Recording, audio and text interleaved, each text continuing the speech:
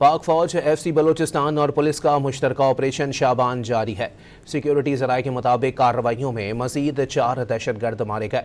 वफाकी वज़ीर दाखिला मोहसिन नकवी ने कहा है कि बलोचिस्तान में जारी ऑपरेशन शाबान के दौरान मज़ीद कामयाबियाँ काबिल तहसीन हैं। सिक्योरिटी ज़राए के मुताबिक ख्वारजियों के खिलाफ फ़िज़ाई और ज़मीनी कार्रवाइयाँ जारी हैं।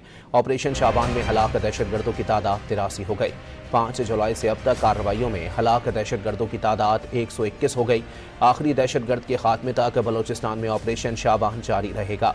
वफाकी वज़ीर दाखिला मोहसिन नकवी ने कहा है कि सिक्योरिटी फोर्सेस ने फितनतुल हिंदुस्तान के दहशतगर्दों के नापाक अज़ाइम को नाकाम बना दिया।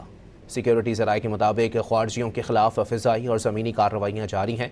ऑपरेशन शाबान में हलाक दहशतगर्दों की तादाद 83 हो गई।